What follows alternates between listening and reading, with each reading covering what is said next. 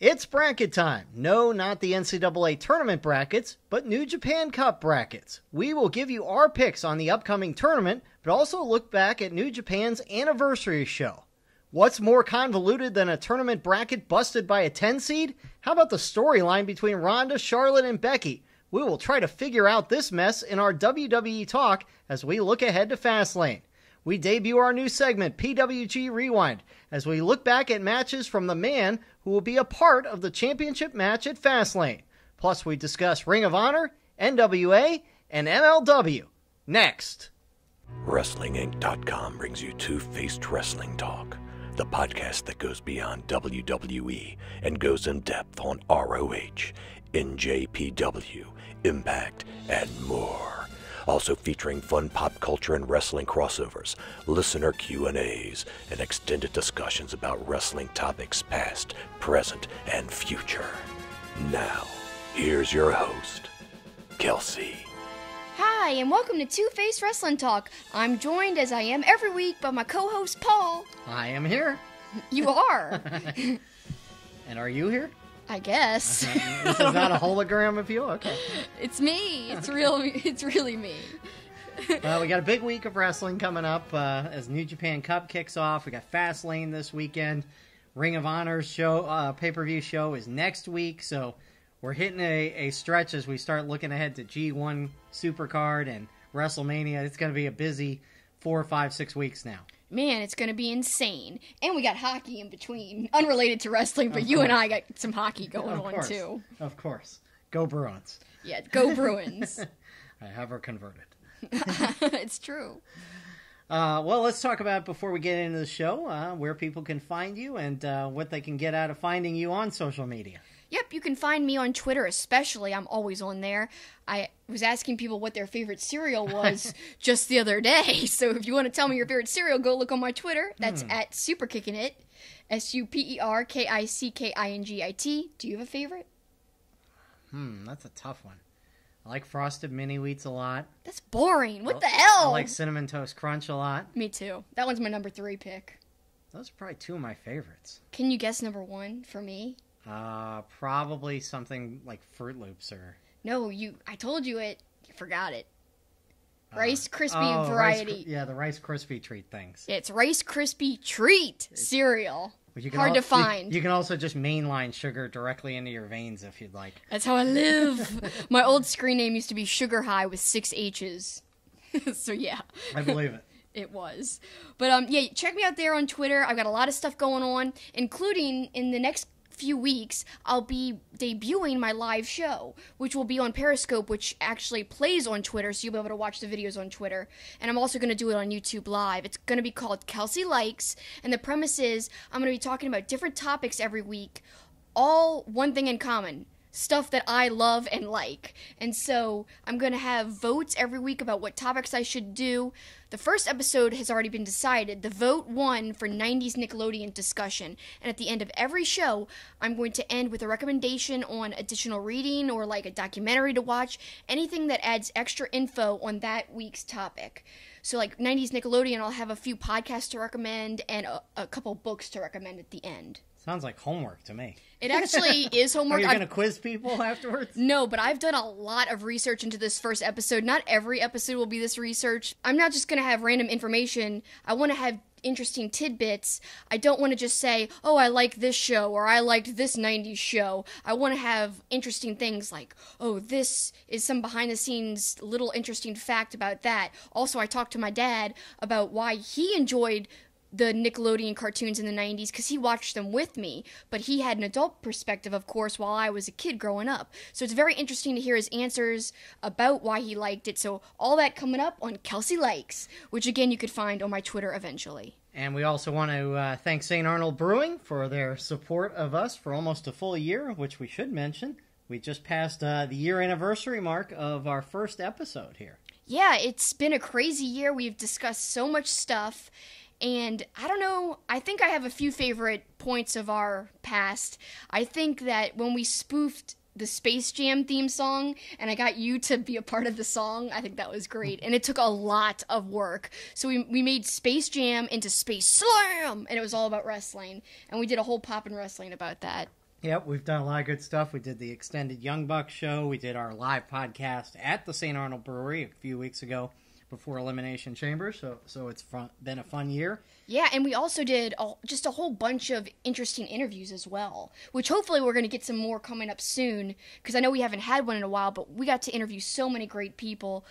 I really had fun talking to Caprice Coleman. Well, we don't want to jump too far ahead. We're hoping we're going to have a special episode next week, but that's still kind of up in the air. We'll see if that comes to fruition, so we don't want to give anything away until it actually happens, I guess. Well, we got some things in the works. But regardless, we want to thank St. Arnold for their support for the full year. They've been with us every step of the way. But now, it's time to give our opinions on the latest wrestling shows, news, and developments.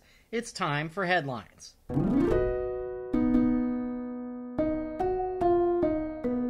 And we are going to start with New Japan and their anniversary show, which was Wednesday morning, our time.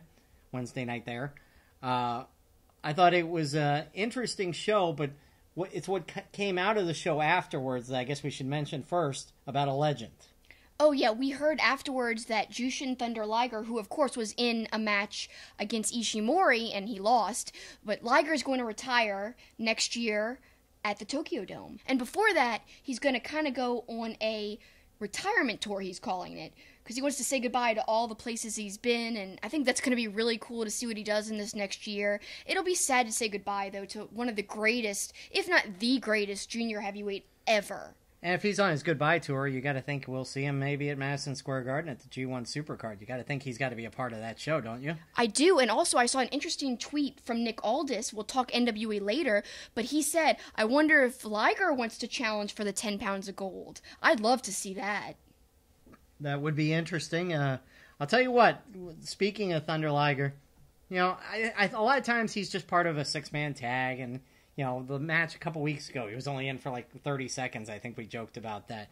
His match the other night against Ishimori, I thought was really good. Like, I think it's as good as I've seen Thunder Liger look, since I've been paying attention seriously to New Japan Wrestling. I thought he was really good. He was really good. He was definitely on his A game, I think. And it's funny that he had such a good match and then announces his retirement. But, he is getting older, and I'm sure it's harder. And he even kind of said in the press conference that, once he stopped getting better and stopped making progress in his training, he knew it was time to stop. Yeah, that's interesting. And I did like Colt Cabana being on the broadcast, and he talked about growing up in Chicago. He would go up to the Gurney Mills outlets, which if you're from the Midwest, you know where the Gurney Mills outlets are. And they used to have a big wrestling store in there. My buddy Iddings used to always want to stop there because they always had great wrestling tapes. And Colt Cabana talked about that he would always go and get Thunder Liger tapes at the Gurney Mills outlet mall at that wrestling store. So I thought that was kind of funny to hear that perspective as well. That is funny, actually. That's a good point. I would have never known that. But yeah, it's going to be a sad time for wrestling to not have Liger in the mix anymore. But what a legend. So many contributions to really wrestling as a whole. If you think about all the people he's influenced, especially junior weights and the style of wrestling he did, it was kind of revolutionary, and I'll never forget one of my favorite things with him, his matches against Brian Pillman. I think that's some stuff that sometimes gets overlooked. So if you guys don't remember any of that, go back and check it out. I think there's at least one on the network. I'm sure there's some on New Japan World as well. Well, in the match itself, in this anniversary show, the crowd was so hot for Liger. It was crazy. I mean, it was one of your louder New Japan shows. But in the end, Ishimori wins by submission. And then afterwards, Dragon Lee comes out and challenges Ishimori. Looks like that may be a match that we see at G1 Supercard. I'm excited for that match. I love Dragon Lee. And rewinding a second to Ishimori, I feel like beating Liger was a step that needed to happen because not only now has he beaten Liger, but before, to gain the title in the first place, he beats Kushida, one of the current, present guys in New Japan who kind of set the tone for the junior heavyweight division. So not only did he beat the guy who had carried that division for the last couple of years, who's now gone, but he also beat the classic older guy who set the stage for the division for like 10 plus years. So he beat both really kind of keystone guys in that division to cement himself as one of the best, if not the best, around right now, at least storyline-wise. Well, and I love that Ishimori is starting to show a little more personality, too. We mentioned it a couple weeks ago, the thing with Taguchi and revisiting his days as the Sailor Boy, I think was the boy band he was in, and doing the dance in the ring. And even this interaction afterwards with Dragon Lee, where he said, I know a little Spanish kind of thing. Mm-hmm. I thought that was all really good. So Ishimori is one, the Bone Soldier character, not that interesting to me, but the more we're seeing his personality, and plus he's tremendous, he's really growing on me a lot. He's grown on me too, and if you guys have been longtime listeners, you know when he first debuted, I didn't know much about him, even though he had wrestled in Impact, aka TNA at one point, but I didn't know much at all, and he really kind of used to wrestle a different style, more high-flying. Now he's kind of trying to be more like a heavyweight, more ground and pound, even though he's the junior heavyweight champion. He's not doing as much high flying, but again, right now I'm liking him more and more. I think it also helped, we'll talk about this later in our new segment, we saw a few matches of his in PWG as well. Well, let's shift gears to the main event of that show. Ospreay versus Jay White. I thought this was kind of a fun match, and I guess we should look back before we look at this. We wanted to compare it to a match that they had in Ring of Honor just a couple of years ago when Jay White was on his excursion, and we went back and watched this match, which was funny because it was only like an 11 or 12-minute match, but it was a great match. It was a great match, and I remember I watched that show live. This is from 2017, and I just remember it vividly. I was like, wow, I'm blown away, and that is the match. We talked about this not that long ago, like a few weeks ago, but I hadn't gone back and rewatched it. Now, we just did. So having rewatched it, I just remember all the feelings so vividly now. That's the match that made me pay attention to Jay White, to begin to say, like, who is this kid? I had seen a few things here and there. Of course, that was his excursion. But man, what an impressive performance for him. And some things that really stuck out when I go back and we watched, it was basically Colt saying, New Japan officials are so high on this kid. It's one of the best excursions they think anyone's ever had with New Japan Pro Wrestling.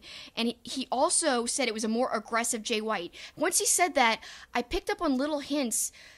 When I was watching it back then, when I first saw it live, I thought, wow, he's such a baby face. But now knowing his heelish Switchblade character and going back and watching, I see these little hints of that character. He throws Ospreay into the barricades at one point, and he has this smug smirk.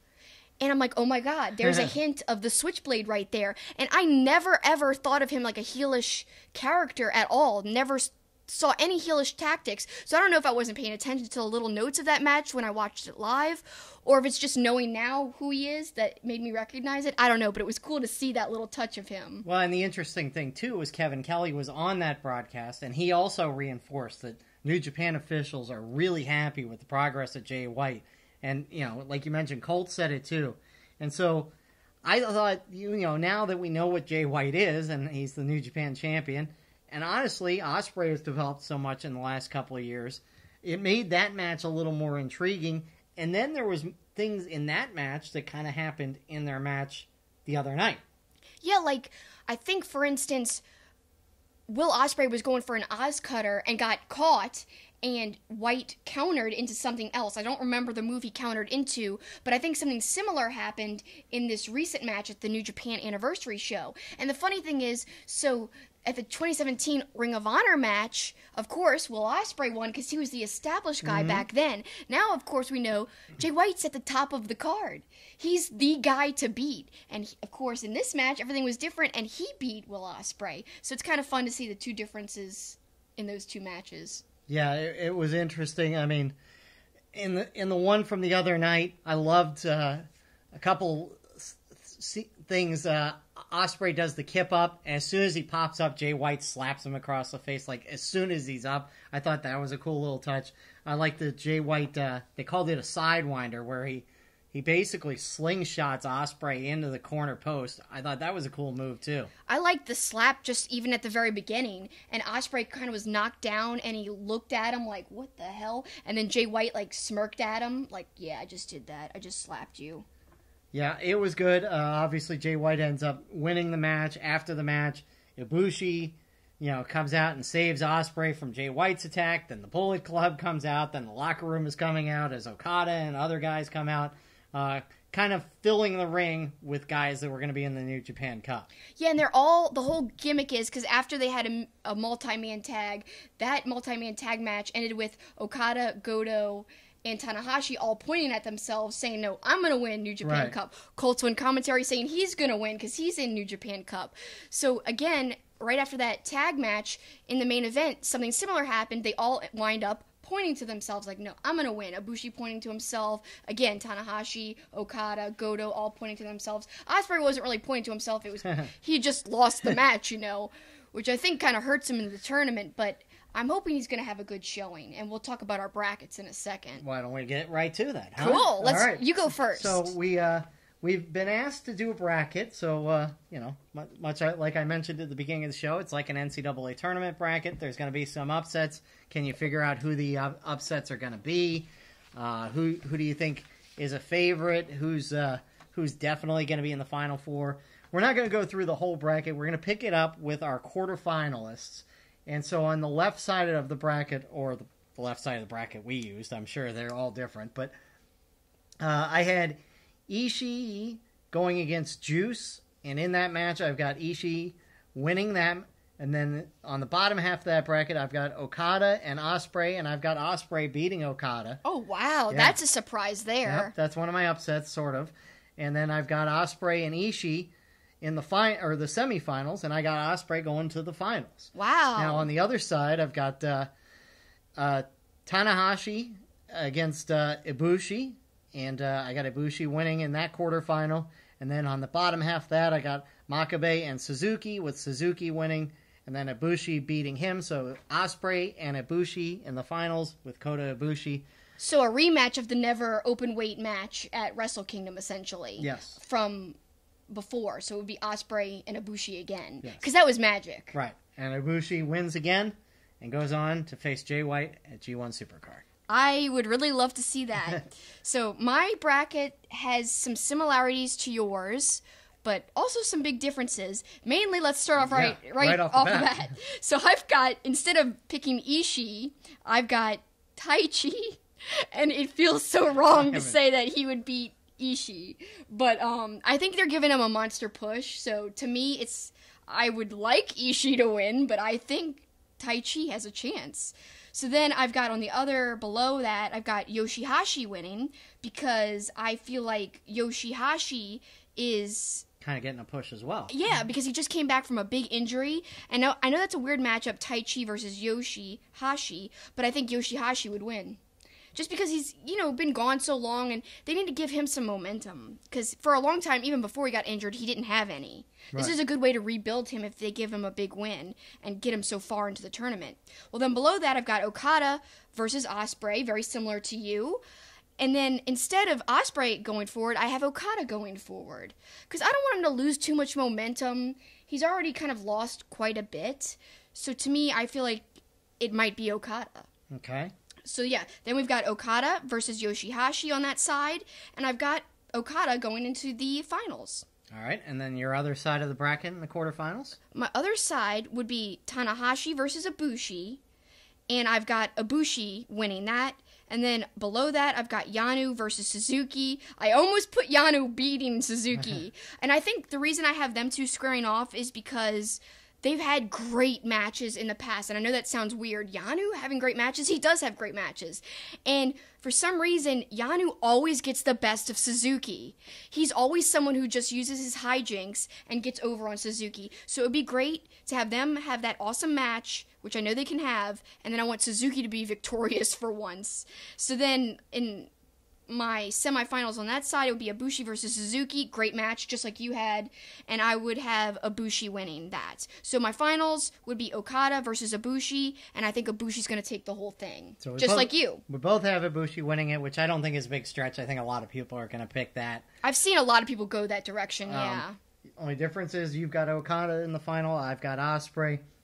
The Yano Makabe is interesting because they're partners. Well, that's why I think it's going to be great if they both face each other, and that's why I have the picks that way. I have it Makabe Yano, and then Yano going forward.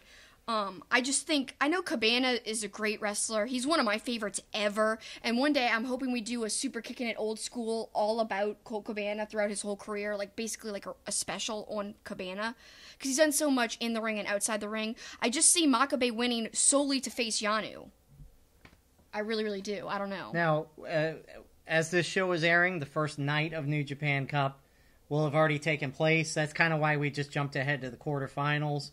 But, you know, if you want to see our full brackets, you're going to put both of our brackets on Instagram. Instagram and Twitter, yes. So you'll be able to see our full picks, and we promise all our picks were done before the tournament got underway. Yes. So by this time that you're listening, we could be completely wrong. Yes. Already. Yeah. There could be a monumental upset and destroy the brackets, just like day one of the NCAA basketball tournament. Yep. Just like your little tease intro. Exactly. It all ties together. But I honestly think I'm going to be completely wrong. I'm always wrong when I'm guessing. People are like, do prediction shows. I hate predictions because I'm always wrong. But that's the beauty of wrestling. Anything can happen. Anything can happen, and we'll see what ends up happening. And we're going to discuss a ton of it next week because we'll have, at that point, 4 or 5 nights will have been already in the books by the time we record next week. Oh my gosh. At least 3 nights, maybe 4. How are we going to survive? I think we'll be fine. I hope we'll find time.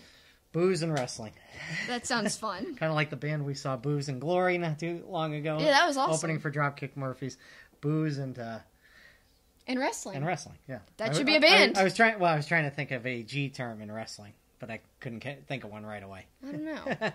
Anyway, let's move on to WWE, and not a lot you would think would happen on the week leading up to a pay-per-view. We talk about that a lot, but there were a few noteworthy things.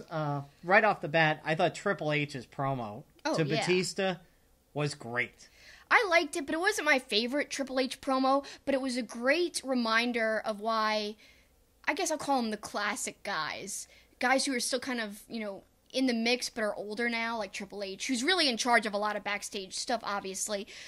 The classic guys just, gosh, they're so well versed in how to cut a promo. And it's because back in the day, not everything was super scripted.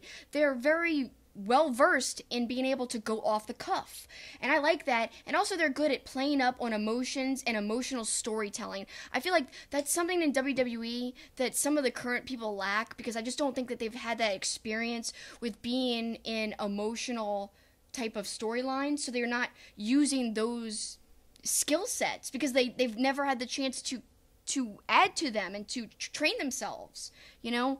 So I don't know. It's just a reminder how good Triple H is and how good the people he wrestled with at that time were also. Well, and he's a guy, we talk about it, I know I have several times on the show.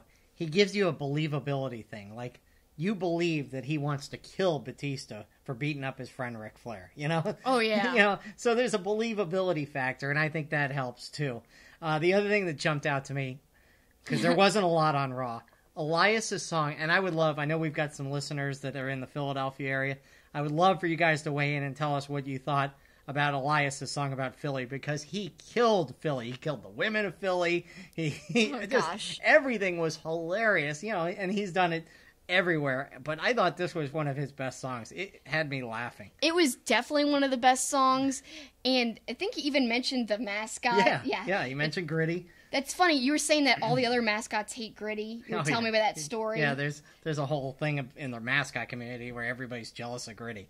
Well, you know, I love Philly. I would love to go. It's one of the greatest wrestling towns out there. Having said that, kind of going back to a little comment you just made, you said, you know, Raw didn't have many highlights.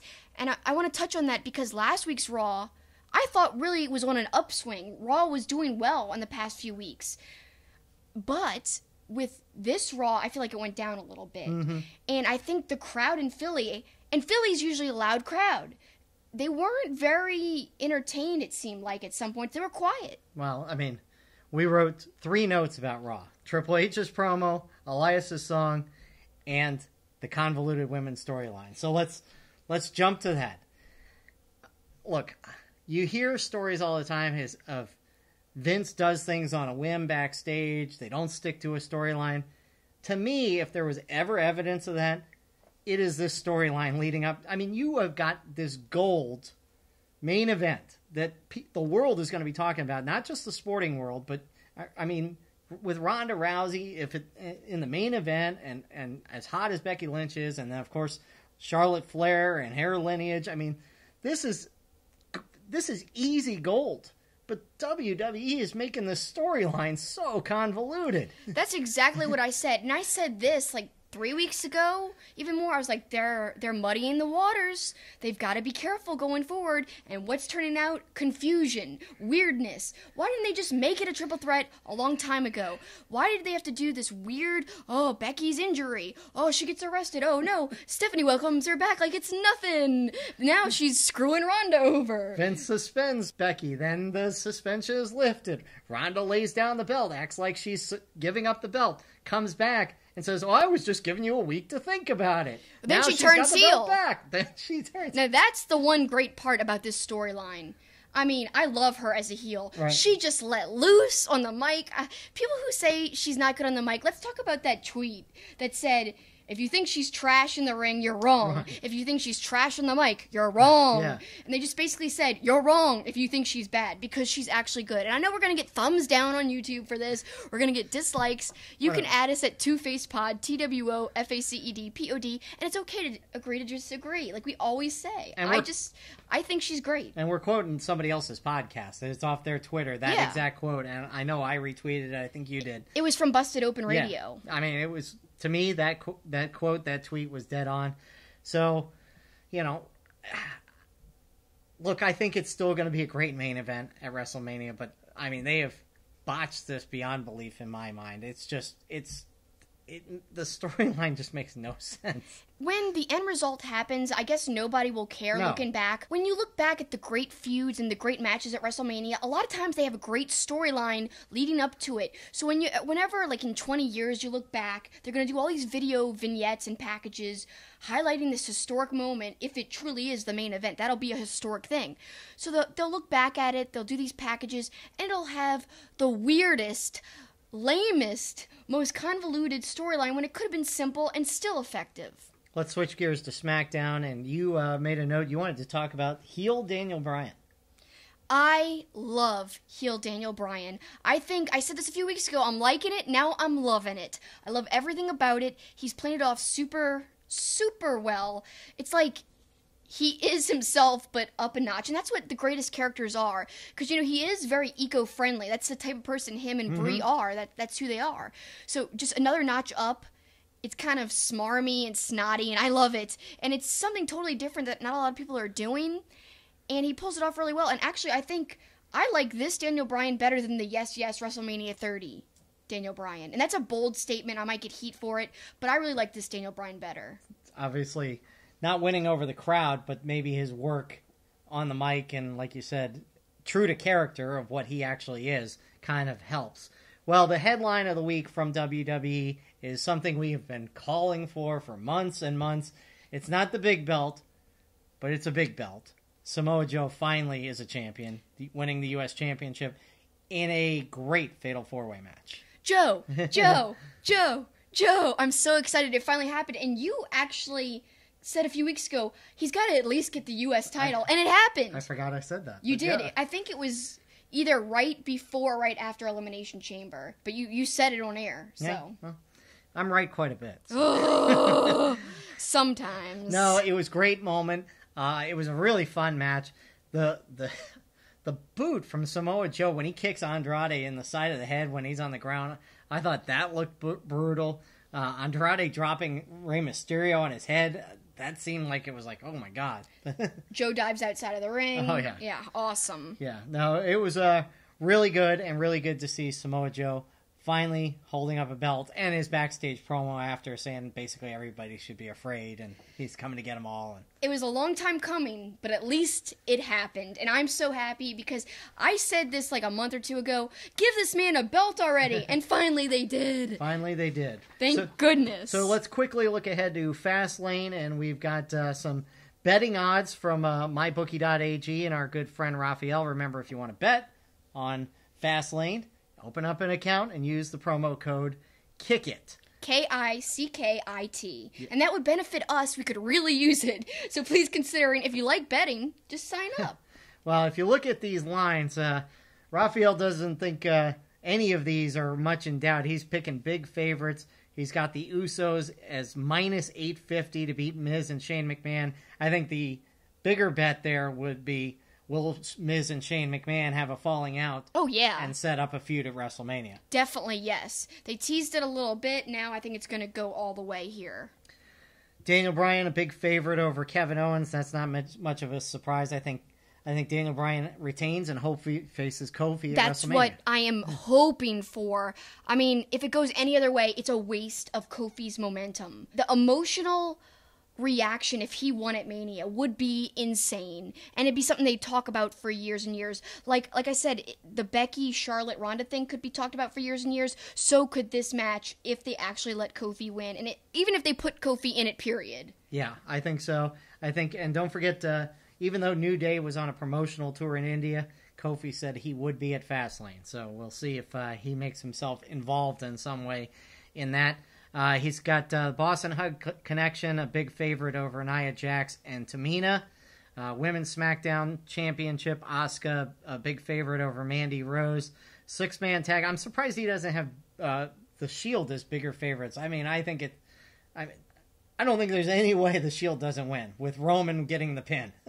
I guess so, yeah. And now that you mention that, I mean, they've got Roman opening up Raw again, like he never left. So yeah, I guess that would make sense, and it'd be a feel-good moment. He'd get a ton of cheers. Yeah, I think so. And then, this one as well. There's no way Becky Lynch doesn't win unless they're going to do some other swerve to get her into the main event. She's, the stipulation is she has to win to get into WrestleMania into the three-way. So. Unless she sneaks in, like you said, some other way, but I think she's going to win. So, it feels like this is a pay-per-view with a lot of easy results to see. Not in his odds. I'm intrigued by the triple threat tag team match where Ricochet and Aleister Black go against the Revival and go against Bobby Roode and Chad Gable. I think that could be a really good match. It could be. They're all great performers and great wrestlers. Let's switch gears. Let's talk about a wrestling show that we tuned into on Saturday.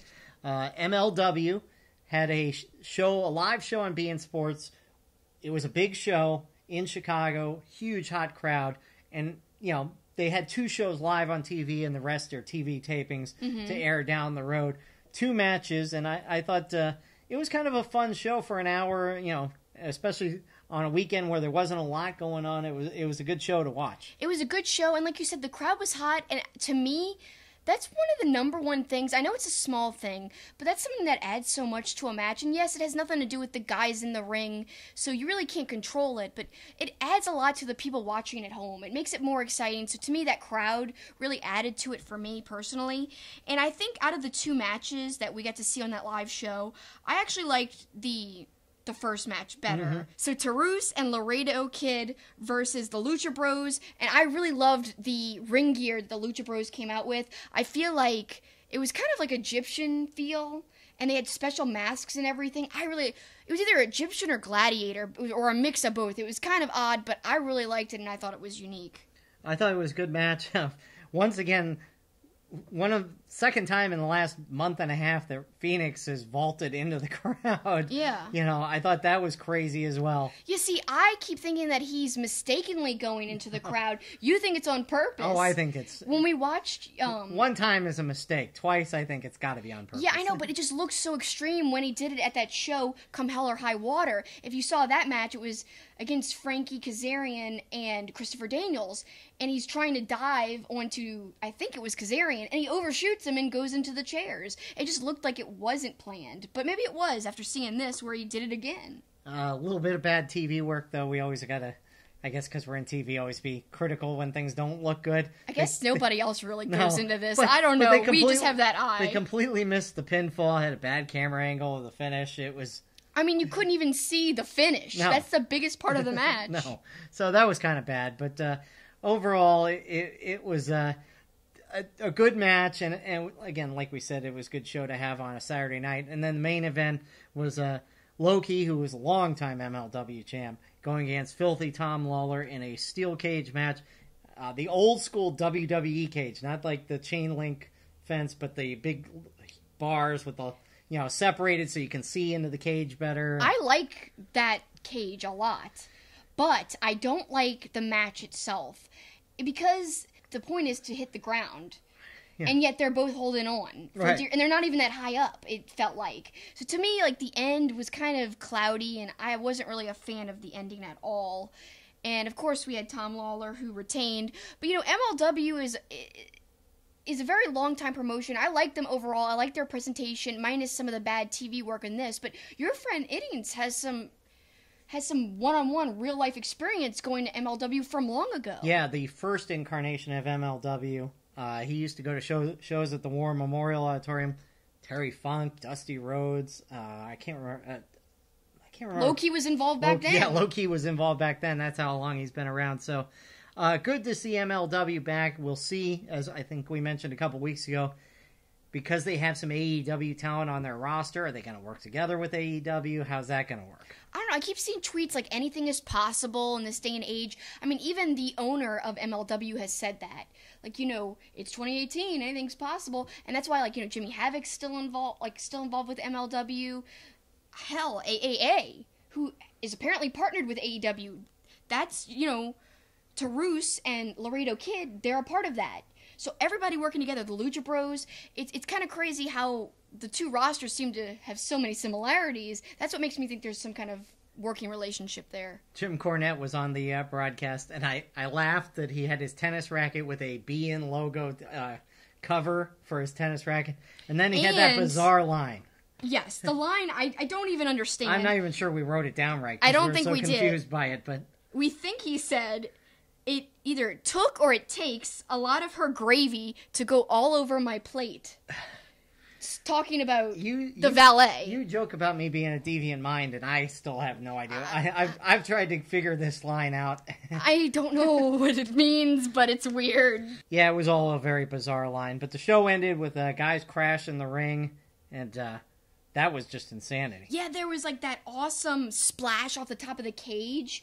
Oh man, I want to find out more about these guys. And that was really the most interesting part of that match to me. Yeah, it was. And it was a good show. Again, kind of an unexpected bonus. We weren't sure about watching it, and we went through a lot of trouble because we didn't have BN Sports on Hulu, didn't have anybody's login that had BN Sports on their cable system. Went through a whole hullabaloo, as you like to say. To watch it, we did.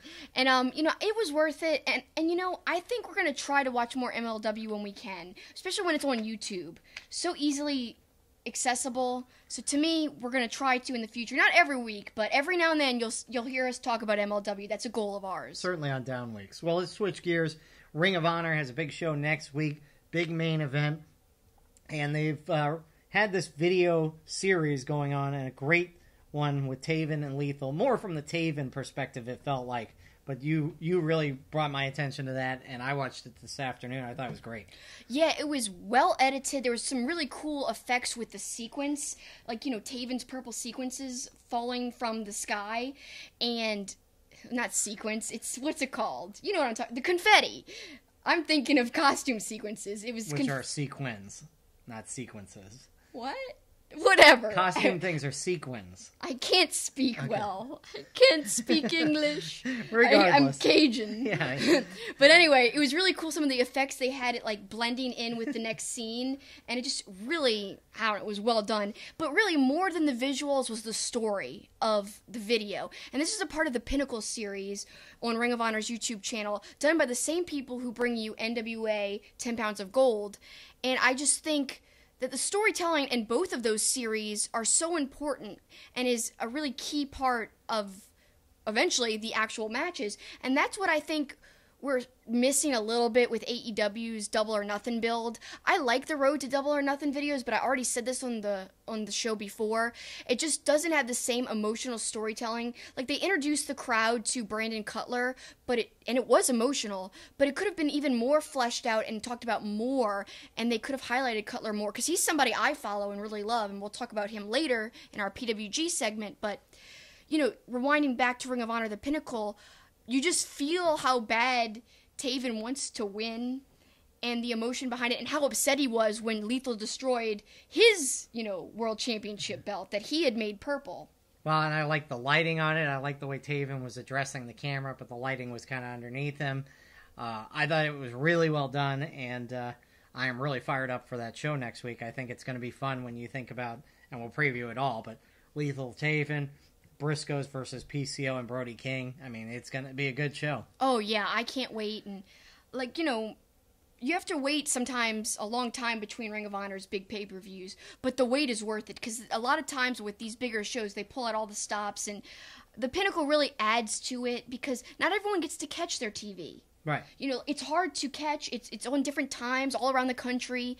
But this is a good way. If you guys aren't caught up on Ring of Honor TV, you don't know much about the Taven Lethal story, check it out, The Pinnacle on YouTube. It's called Thy Kingdom Come. That's the video title for that one. The Pinnacle, Thy Kingdom Come. Well, speaking of videos, let's also talk about NWA and their great 10 Pounds of Gold series. Another release this week.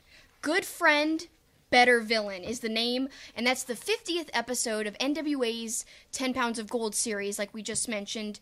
It's also based heavily with story and emotional storytelling, and I think that's what makes it work. So this week's episode focused on Aldous and Skrull and their friendship, but putting that friendship aside because they've got to get to business, and they're going to face each other in April, and it's going to be awesome, and I just liked it a lot. I like the lighting again. It was done at the Ring of Honor dojo, the interview with Aldous. He was there training, and then he was sitting on the ring with the cool dojo logo behind him. Just really well lit and really well framed, and just artsy stuff. I like that type of thing. I think we have an eye for that sometimes because we're on TV, like we were just talking about. So that's stuff that people don't really notice, but I think even though you don't notice it, I do think it adds to people who are not even aware of it.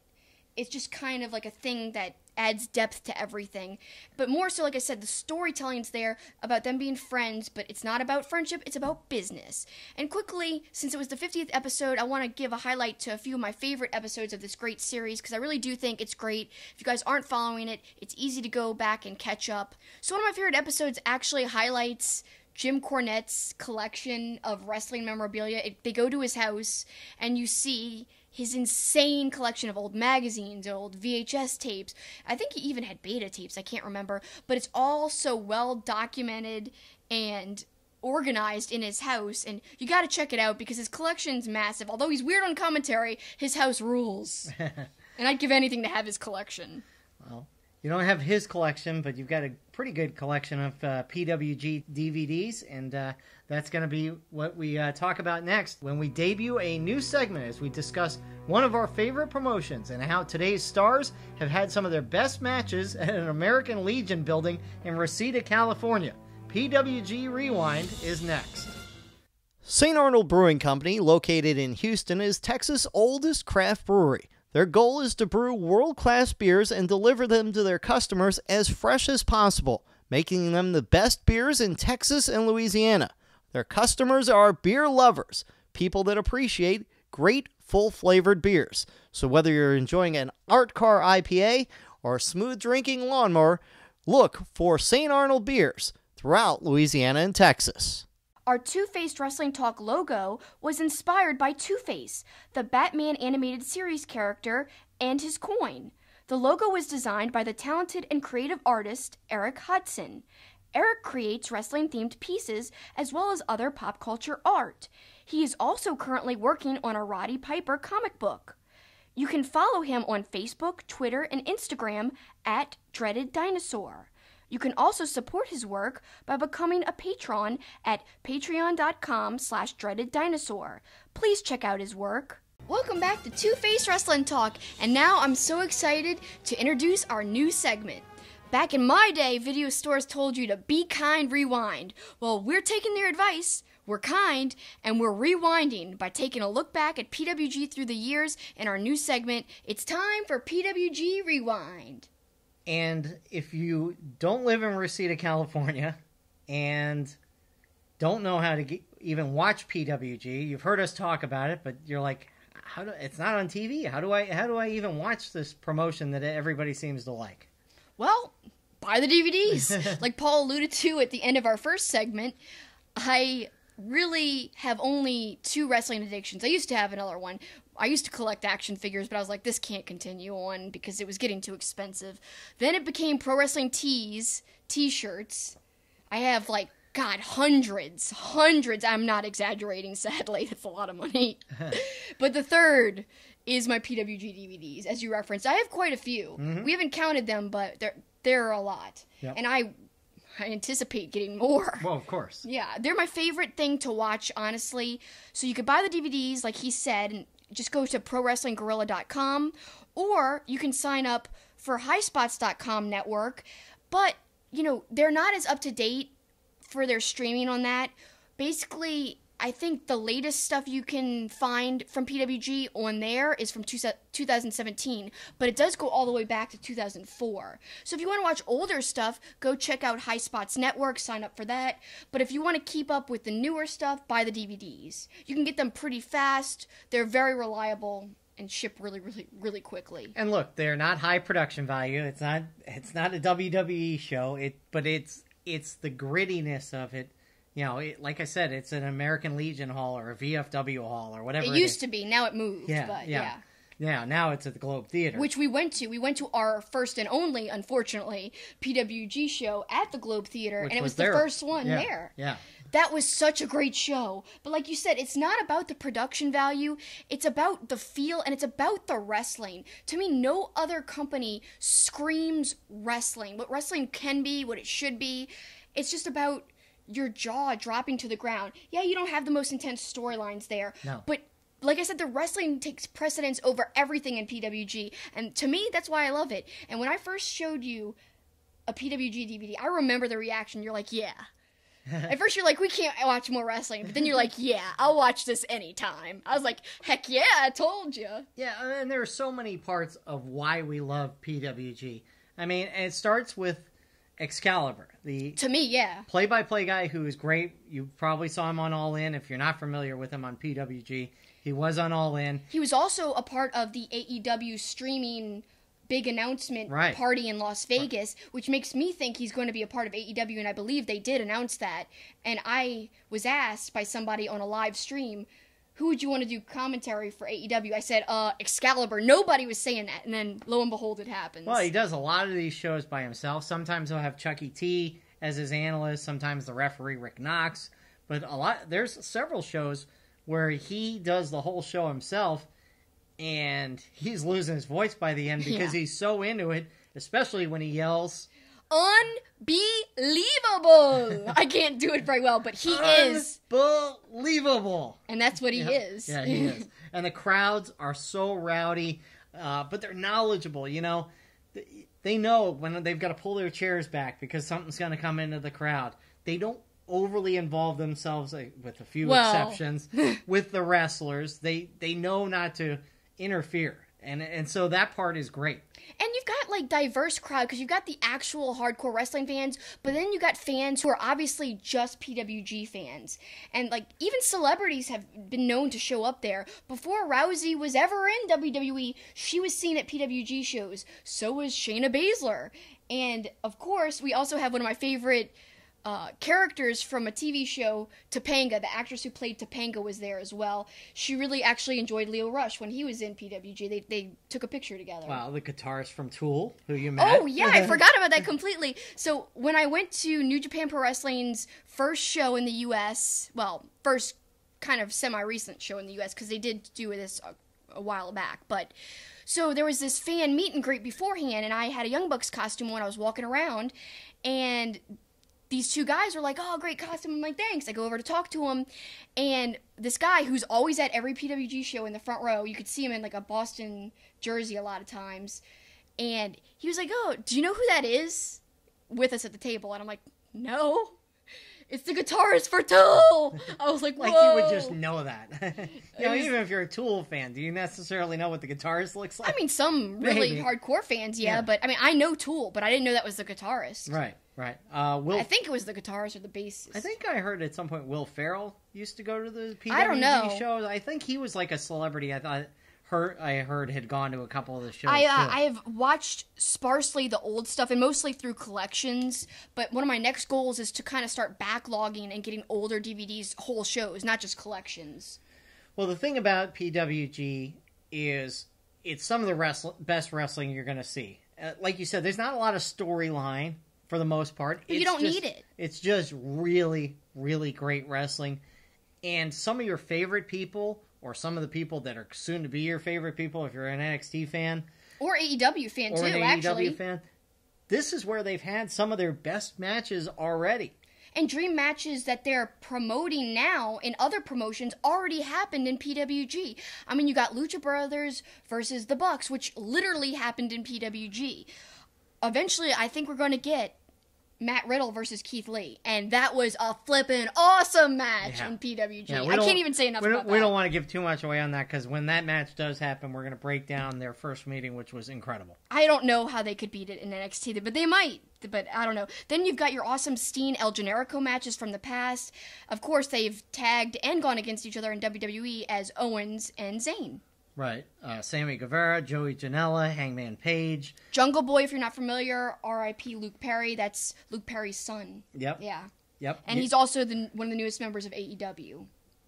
Young Bucks, of course, have had a storied history there, and some really great matches as well. God, if you go back and listen to our Young Bucks special, tons of matches we talked about were from PWG, and they've got a great 5-star collection DVD, all with great Young Bucks matches. It's 2 discs, and it's worth the price. It's great.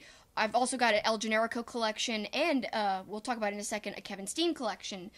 But the Bucks ones, some of their greatest matches, and literally my favorite matches. Someone asked me, what's your favorite match? What's your favorite Bucks match specifically?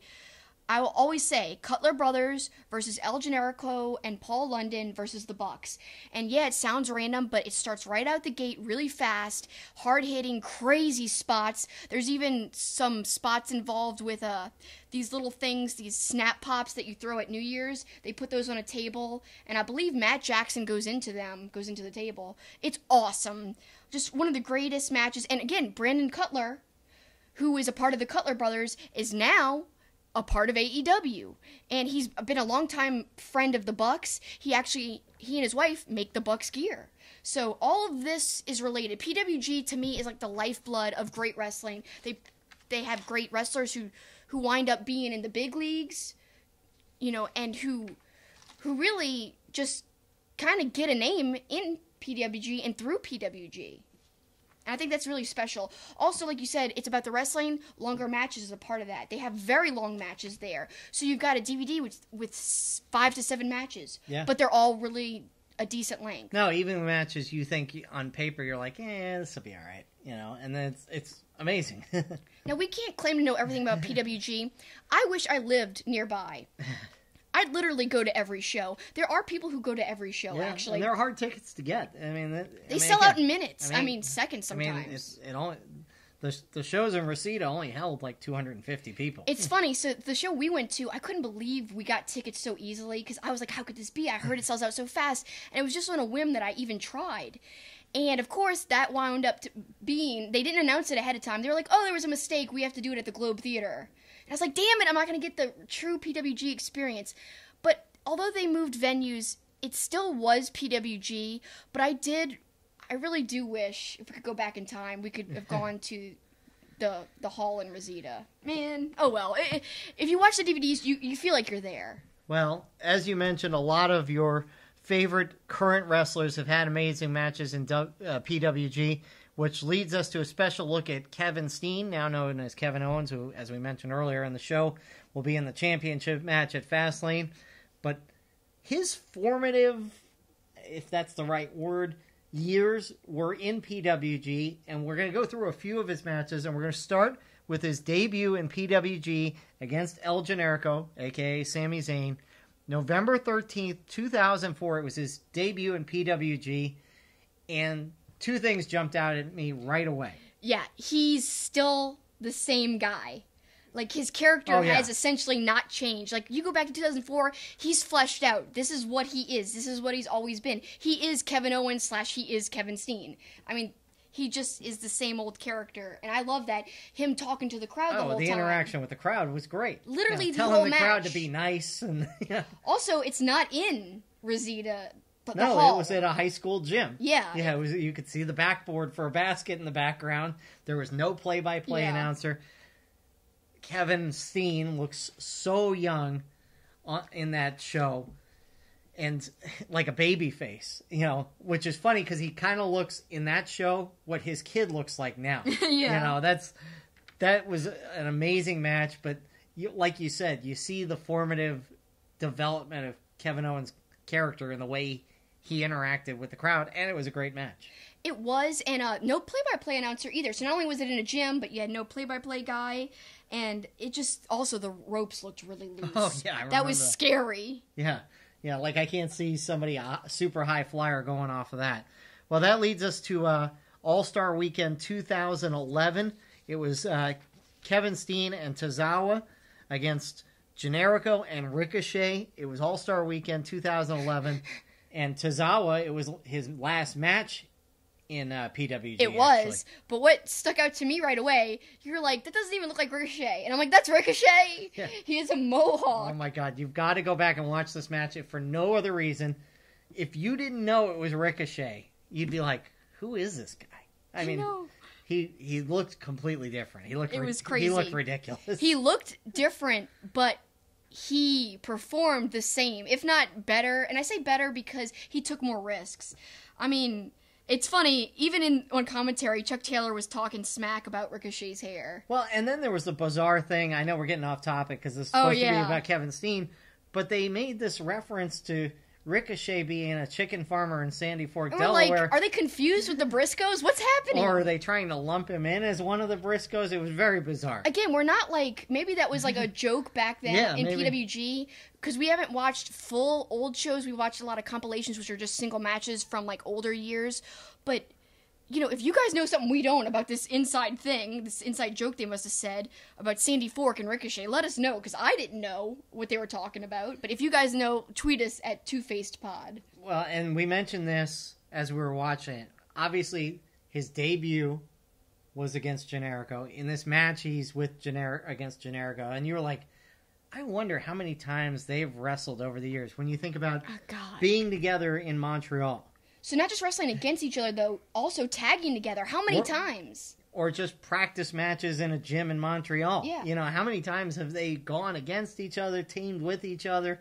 I mean, it's got to be hundreds. I mean, over hundreds. Yeah. I don't even know. But that'd be really interesting. I wonder if they would have an estimation. I'm sure they've been asked on a podcast somewhere at some point, but I'd love to know their estimation. It was a fun match. It was a really good match, but still not even in our list of matches that I think was the best of the Steen matches. So let's turn to Battle of Los Angeles 2013. Johnny Gargano, about 5 years ago, looking exactly the same. I mean, look, no different. Like, his beard is cropped the same way. He's got the same haircut. He does. No different at all. I thought that was funny, but you know, I think it's great because Gargano and Candice LeRae both have a history. Again, somebody you should check out from PWG, Candice LeRae. One old school Bucks match I forgot to mention in this show that we did talk about in our Bucks special was Candice tagging with Joey Ryan against the Bucks. One of the greatest PWG matches ever. And definitely one of Candice's greatest matches just because it's so historic. She winds up with a bloody face, but you guys got to go back and check that one out. So, of course, Johnny Gargano's her husband, and in this match, I really liked it, and actually, Kevin Steen tapped out to Johnny in this match. And it's funny because it was a Kevin Steen collection, Right. And a lot of these matches he lost. Right. I mean, the spot in this match that is amazing is Gargano spears Steen off the apron, down into the chairs, and then later Gargano gets out of two package pile drivers and, like you said, submits Kevin Owens. Now we're going to move on to my favorite match we watched. This match was I mean... You got to check it out, you guys. You got to check it out. You took notes, and you took almost 2 pages of notes. I kept writing and writing. We could just go through your notes. Tell them how I kept telling you, pause the match. Pause. I'm still writing. Pause the match. I'd go, oh my god. Oh, I missed that. I was writing something down. Yeah. Oh my god, I missed that. Watch the match. It took how long for us to watch that one match? Like an hour. I don't know. It was really, really good. Oh, God. I just want to read some of our notes like directly from it because it was great. But it was Kevin Steen and the Young Bucks against a guy named A.R. Fox, who we knew nothing about. Yeah. And by the end, we're researching a million things, and we'll talk about how that led us into some other stuff as well. AR Fox, Rich Swann, and Ricochet again, and Ricochet looks completely different in this match, too. I know, it's like he's evolving into different looks. It's crazy. So start going through your notes, because you got a ton of them. Oh, yeah. I mean, first off the bat, this is kind of like a well-known match because the Bucks and Kevin Steen were wearing matching gear, and it's awesome. It's got fringe everywhere. It's light blue. Steen looks ridiculous in it, but that's the point. But that's the point. It's very funny. The crowd sings all night long song to Swann. God, there's springboards going on. Multiple. Oh, this is Ricochet. He does 6 or 7 backhand springs in a row. Then he tags out. In place. Yeah, in place. Yeah. It was insane. It wasn't like across the ring. Like, I'm so excited about this match. I'm sorry I'm yelling. I'm so excited. Ricochet was imitating The Rock, but instead of doing the People's Elbow, he did the People's Moonsault. Speaking of hair, Rich Swann had way better hair than he does with that star cut in his hair. Yep. He looked like he had normal hair. Steen tossing Fox into the chairs, into the crowd. Matt mocks the All Night Long song while on offense. I mean, just, there's so much stuff. But this AR Fox, the stuff he was doing in this match. He blew us away. And you even said, like, when Ricochet is, like, not the best person in the match, right. you know, and when the Bucks, right, who are, like, some of the best high flyers ever, when the Bucks aren't the highlight of the match, like, you know this person in the match is insanely good, and it's crazy. Yeah, I mean, so it led us to, okay, where does this guy wrestle? Okay, he's wrestling in Lucha Underground, and he's in this AEW, and then we end up. And I had heard of AEW, and I didn't remember that's where the Bucks just invaded. Right, so I did this whole, it was like the Kevin Bacon, 6 degrees of separation. Yeah. I started looking at AR Fox, then I look at what he's doing, then I'm looking at this AEW, then I look up AEW and see that this is where the Young Bucks had just, like a few days earlier, invaded, so. It was so cool how everything was related. Like, AR Fox is still wrestling, and they still are in a promotion that the Bucks just had a touch in. Like, you know, they're not heavily involved in AEW, but they had their hands in it, and that led us to here. It's so crazy. Another thing to remember about this match is that people in the crowd were so amped up. Like, we talked about how great the crowd is for PWG. During this match, they were high-fiving, they were cheering. I don't even know what the actual verb of that is. They were cheering. Salute, whatever. Yeah, they were, tapping beers together during the match because they were so excited. It was not St. Arnold like you were drinking. No, it's not St. Arnold. It was just beer and pitchers. It doesn't even say a name on the Which bottle. is another funny thing when you watch PWG. They sell the beers, not in glasses, not in bottles. They sell them in pitchers. So everybody in the crowd is holding a pitcher of beer. And everyone goes into the crowd, and the crowd's super close to the ring. They all, like, bang on the ring. I just think that's all so PWG. Now, the new venue's a little different. When we were there, it's a little further back, but they kind of wanted everyone to feel close. So people were close in the front row still. They put the chairs pretty close. Swann DDT'd Steen, and then the Bucks super kicked him, which was awesome. Springboard Spanish Fly on to Nick. Multiple shooting stars. There was a 450 splash. Crazy sequence. Oh my god, it was insane. Of course, you had Owens doing his package pile driver, and then he lifted Matt Jackson so that Matt can do a Meltzer driver. Oh yeah, that was amazing. So, one of the ones in our review of Kevin Steen in PWG where he did get the victory, he and the Young Bucks. It was. Of all the matches we just said, and we would recommend any of them or rent that whole DVD, but that match with... Yeah, buy it, yeah. Buy it. But that match with the Bucks and Steen versus Fox, Swann, and Ricochet was incredible. That might be one of my favorite PWG matches I've ever seen. It was so, so good. And again, And we're not doing it justice. We really aren't. We really aren't. So even though you're like, oh, they told us all this stuff. No, guys. There's like a ton of things I didn't even write down. I was like, I can't keep writing all this. I can't keep up. Well, and just us talking about it. Just doesn't do it justice at all. You gotta see it. You really do. We can't recommend it highly enough. But also, these are just a few of the matches from the Steen DVD. And it's called Not Another Steen DVD. Because there's been so many. When he was like with Ring of Honor, there's a whole bunch with them too. But I really recommend getting it, and we only did 4 or so in the future we might do more. Yeah, I mean, I think there were 6 or 7 matches on each DVD, and there were 2 of them. Right? Yeah, they were. So definitely worth checking it out. Definitely worth checking out PWG, and I'm excited about the fact that we're going to do this as a semi-regular segment. We're going to try and tie it into current matches. So like we said, if Keith Lee goes against Matt Riddle, we're going to do a PWG we've got Rewind. evidence of their previous matches. You know, I think, you know, we mentioned Gargano and Steen. Now that Tommaso Ciampa has the neck injury, Gargano may go the singles route for a while. Who knows? Gargano and Kevin Owens could go against each other. You know? And then we'd see a repeat of that. Oh, that'd be awesome. And like we said, not only will we kind of tie it into current stuff, but sometimes we will just take a look at random old ones and then just talk about it for a segment. But the whole point is, this is a good way, because I was kind of complaining lately and lamenting, oh, I wish we could watch more PWG. And now I found, like, this is the perfect way to kind of make me watch PWG if it's for the show. I mean, no one really needs to force you. That's how good it is. But we need to make time. We watch so much stuff. And I think this segment is worth it. Nobody's talking PWG. If people do start talking PWG, just remember we kind of did it as a segment on our podcast and at the forefront. And we're trying to catch up on the DVDs. I think we're 6 behind. You know, we started... I think I'm 4 behind, actually. We went through the All-Star Weekend, and I think something else. Battle of Los Angeles, 2018. Well, we've got 3 of those to go through. So. Yeah, I know. So. Oh, you mean we haven't... I thought you meant owning. No. We're only 4 behind with owning the DVDs. Yeah, but I mean watching. Yeah, we're still behind on the things we own to watch. So we're gonna crank that up as well. Yeah, definitely. But guys, I can't say it enough. You got to check out PWG, and I look forward to keep talking about that promotion with you over, you know, however long we do this podcast, because it's one of my favorite things ever. Well, and it's certainly one of the things that Kelsi likes. It is. But we're going to close out the show and send them home with another segment, in addition to Kelsi likes, that you want to reveal. Yeah, I've been teasing that I'm doing 2 live shows, and I revealed the Kelsi likes one like we talked about at the beginning of the show, but my other premise, we kind of talked about it last week a little, but not really. It's called Either Or, and basically I can't make decisions, as we said last week.